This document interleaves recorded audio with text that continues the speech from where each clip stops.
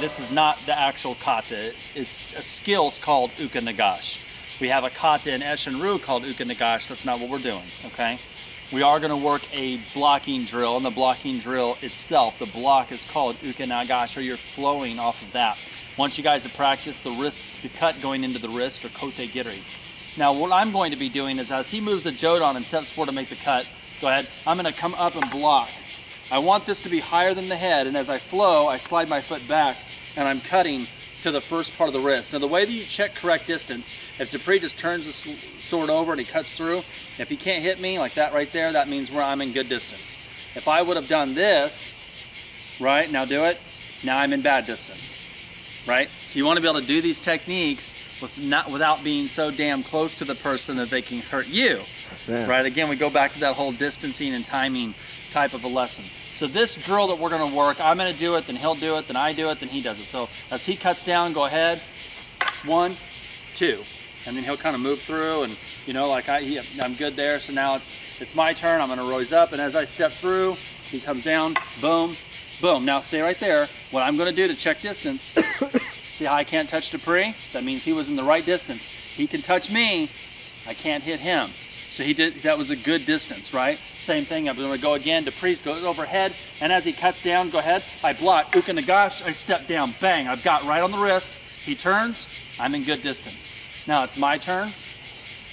I'm in jodan, and as I cut down, I'm hit. He's there, he can easily touch the wrist. I can't hit him, he's in good distance. That's the drill. I want you guys to practice going right and left. Really make sure that you move those. The wrist should look very flexible. It should be here, here. And then on this side, here, here. You guys should be working this drill right, left, over and over. It should be, if I just hold one hand, right, and I don't use both of the hands, I just hold one, it should look where I'm like this. See, I'm opening that up. Here, here, here, here. See how I'm putting this as a triangle. This should be over the head, and this is the block as I slide back, slide back, slide back. Now when you guys grip your sword, you want to make sure that your first finger and thumb have a good grip, but your middle two fingers, your ring finger and the middle finger doesn't really grip that much. Your pinky, at the moment you're coming down, should have more of a grip. So you want your pinky and your thumb and your first finger to really have more grip than those middle two, right? So we're here, and again, as the technique comes in, up, cut, back to kamae, up, cut, back to kamae. Now we're going to work another Bokken drill. This is going to be off of a ski. So we're both going to be in Shudan. As he comes in with a ski, go ahead, I'm going to step and I'm blocking.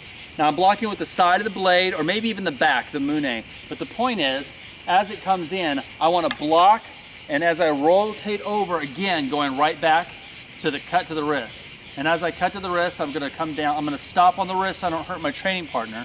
And then I'm just going to kind of put it down like I cut through the wrist. He should come through to check for distance. So again, when I'm here, he comes in, I parry, touch the wrist, come through, and he should come through, check for distance. So now it's my turn.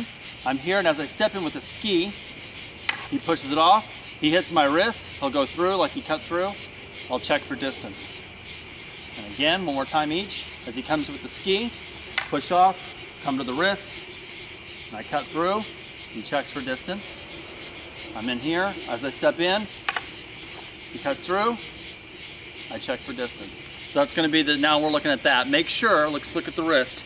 Here, it's very similar, but instead of going over the head this way, like you see in uka nagash, here where I'm making this kind of an overhead, like see this like a house?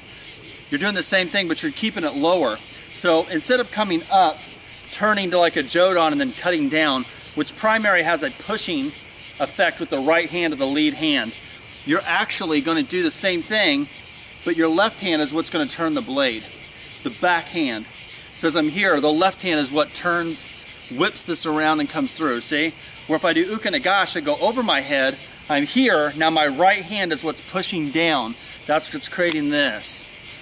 When we're here, as he comes in with in the middle gate, right? The chuman, the middle gate, as I come up, this way more vertical, I'm turning with the left, and then at this point, that's when we push with the right. but you've got more left movement. You only push with the right as you're coming down.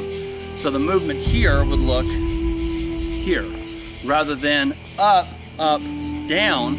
It's just up, down. You see the movement?